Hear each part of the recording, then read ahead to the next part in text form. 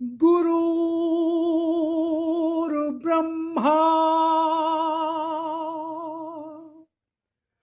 गुरुर्विष्णु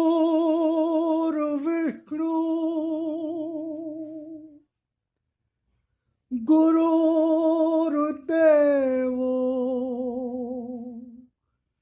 महेश्वरा गुरुर्साक्षात् परब्रह्म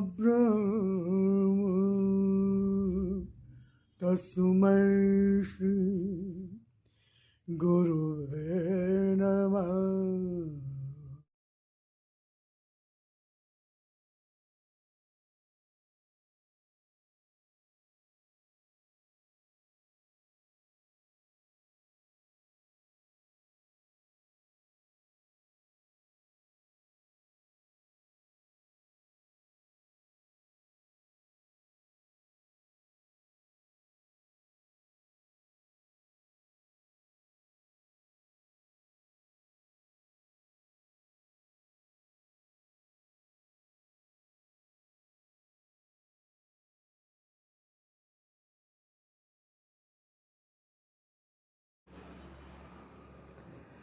ओम शिवारी जयराम जी की नमस्कार, स्वागत है। आशा करता हूँ ईश्वर कृपा से आप सब परिवार आनंद से होंगे। आज हम चर्चा करेंगे आनंद स्रोत, जिसमें भगवान की वाणी का पाठ होता है। आदेश है ईश्वर का। भाग 2, अध्याय 13। किसी भी स्थिति में जीवन से मर्यादा का बंधन टूटने न दो। किसी भी स्थिति में जीवन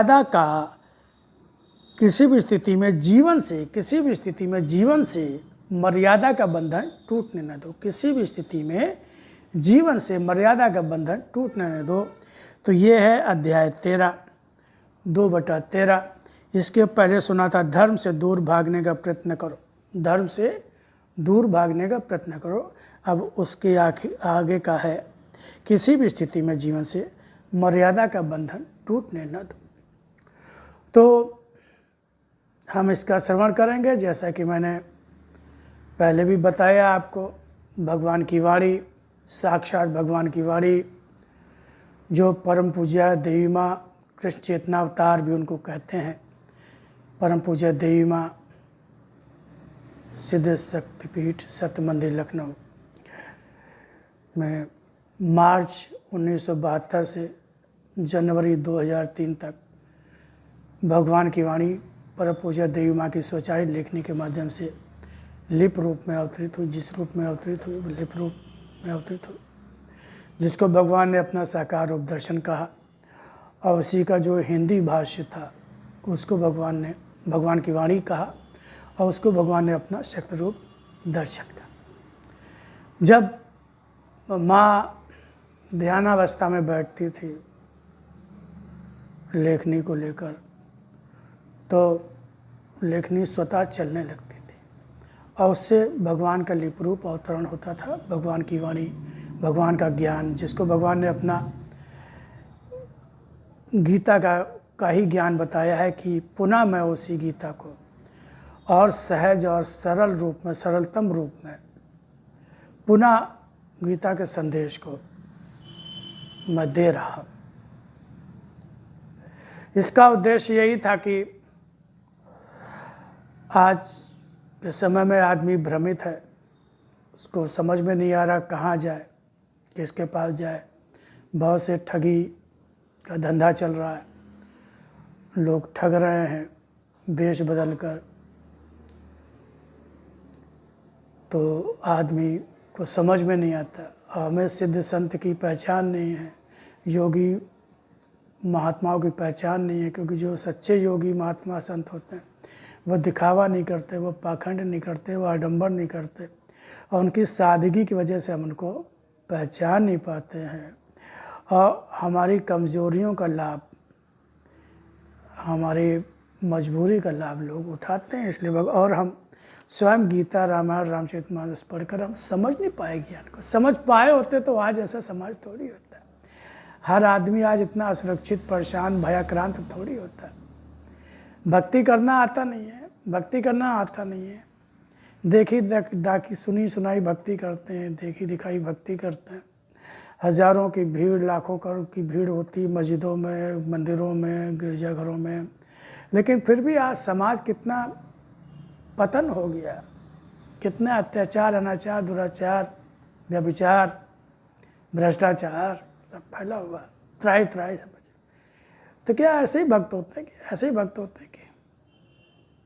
तो भगवान आज अपनी वाणी के माध्यम से बता रहे हैं, अपना स्वरूप को भी बता रहे हैं कि मैं कौन हूँ, क्या हूँ, कैसा हूँ, मुझे कैसे पाया जा सकता है, जीवन को कैसे जिया जा सकता है, जीवन कैसे जीना चाहिए। क्योंकि हमें जीवन जीना ही नहीं आता। अरे अपनी उम्र तो हर आदमी पूरी कर लेता है, पशु पक्षी भी पूरी कर लेता है, मनुष्य पूरी कर लेता है, रो के गा के हंस के। लेकिन ये जीना थोड़ी हुआ, जीना तो पल पल तिल तिल करके मरना हुआ। हर आदमी चिंतित है, परेशान है, दुखी है, बीमार है, भयभीत है, असुरक्षित है, एक दूसरे प्रति अविश्वास है।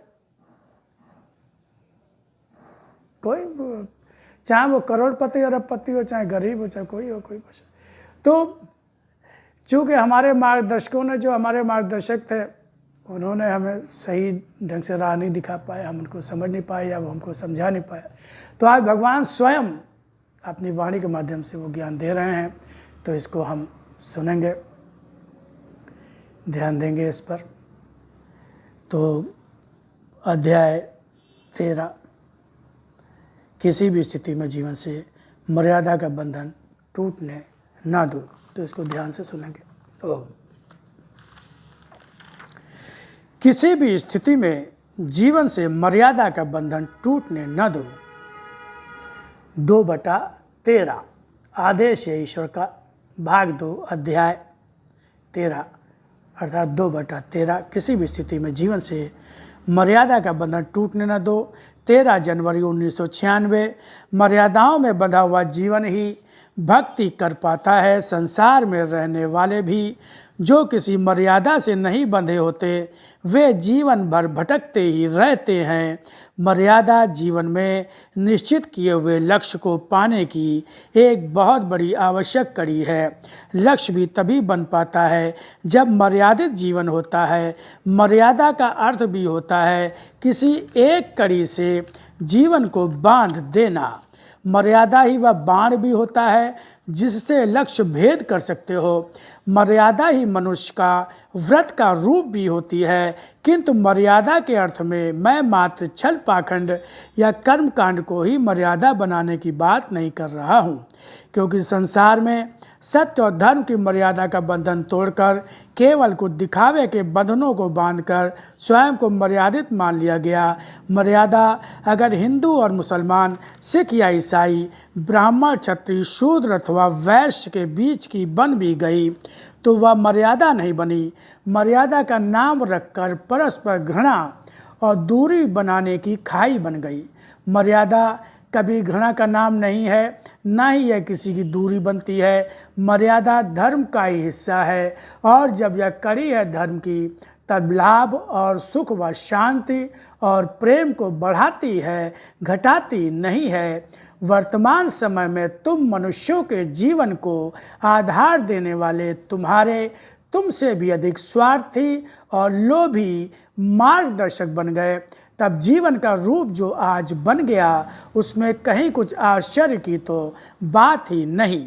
जीवन को समर्पित करना था तो मनुष्य को ही जीवन इस तरह समर्पित कर देना कि वही तुम्हारा होकर वही आराध्य और पूज्य बन गया, तो धर्म में उसी का बनाया हुआ तुम्हारा धर्म भी बन गया।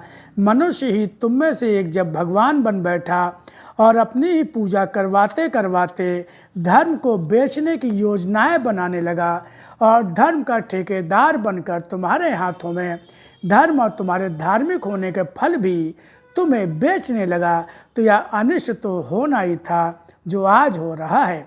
अर्थात धर्म के रूप में कहीं कोई धर्म है ही नहीं जिसे सही अर्थों में धर्म कहा जा सके। धर्म की सीमाओं की रक्षा करने का व्रत लेना ही मर्यादा है।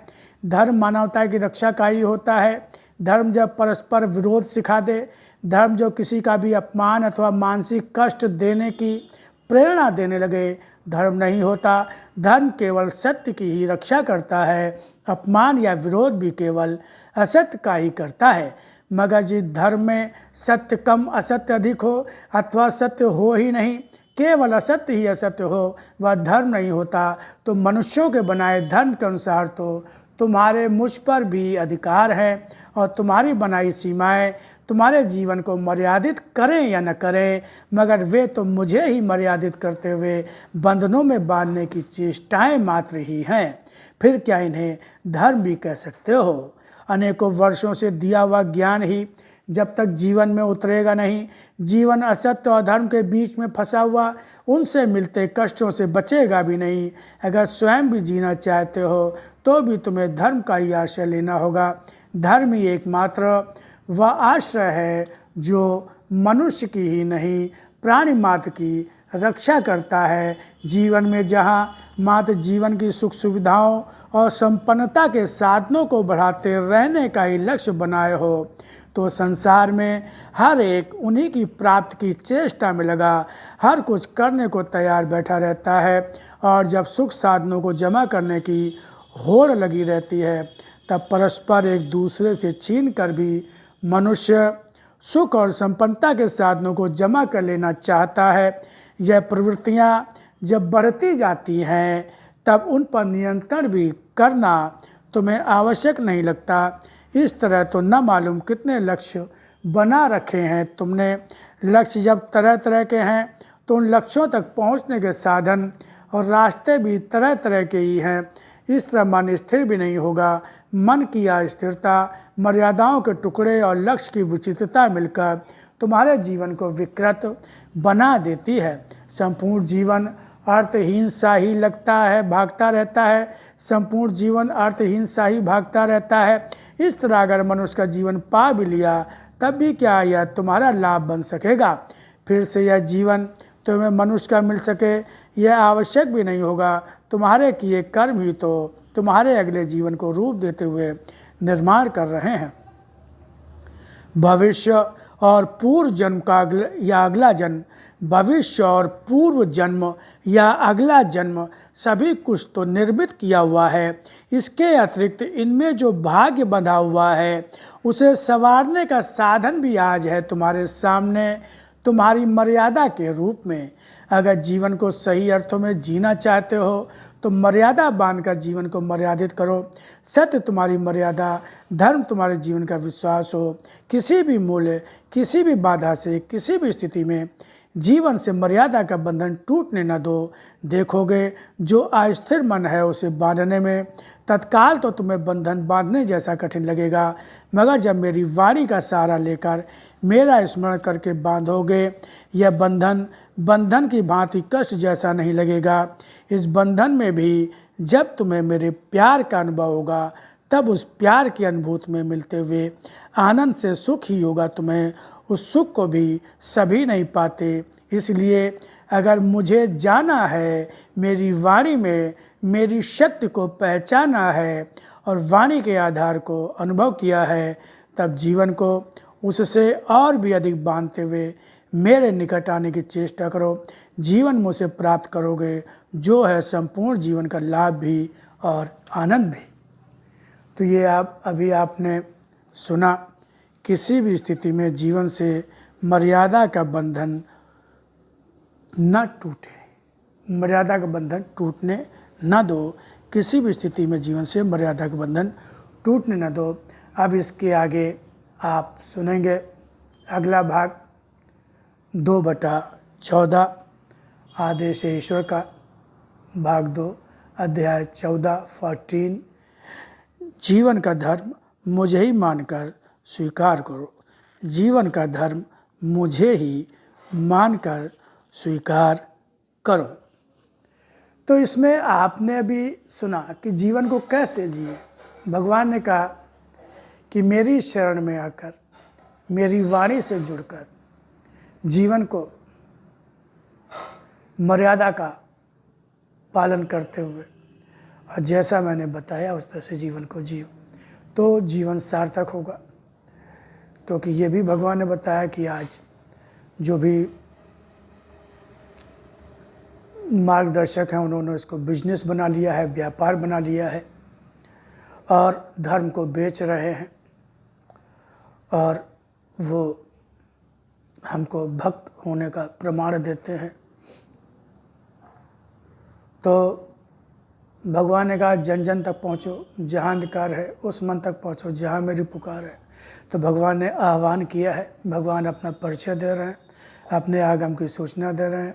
और भगवान ने ये भी कहा है कि जब मैं आता हूँ तो वो लोगों के लिए सौभाग्य का समय होता है, सौभाग्यशाली होते हैं लोग जब मैं धरती पर अवतरित होता हूँ। आज भगवान लिप रूप में अवतरित हैं, उनका अवतरण लिप रूप अवतरण है। लेकिन हम भाग्यशाली तभी हो पाएंगे, बन पाएंगे जब हम उसका लाभ उठा पाएँ। माँ बाप है, लेकिन माँ बाप होने का हमें लाभ नहीं ले पा रहे हैं, उनका आशीर्वाद, उनके होने का फ़ायदा नहीं। बहुत से लोग होते हैं जब माँ बाप नहीं होते तो पछताते हैं, पश्चाताप करते हैं, और जब माँ बाप होते हैं तो उनकी कदर नहीं करते, उनकी इज्जत नहीं करते, उनकी बात नहीं सुनते, उनकी बात नहीं मानते, बाद में परेशान होते हैं। तो आज भगवान स्वयं अपना ज्ञान दे रहे हैं, इस पर हमें भरोसा करना है सबसे पहले तो। और ये मैं विश्वास दिलाता हूँ अगर आप निरंतर इसको सुनेंगे तो निश्चित रूप से आपको बहुत बड़ा आप असली जो संपत्ति होती है अध्यात्म की, भगवत भक्ति, भगवान की भक्ति, भगवान का कृपा शिक्षण आशीर्वाद, वो संपत्ति आप अर्जित कर पाएंगे जो हमेशा आपके साथ होगी। तो अगला अध्याय हम सुनेंगे, तब तक के लिए हम प्रतीक्षा करनी होगी। ओम शिवाय, ओम शिवाय।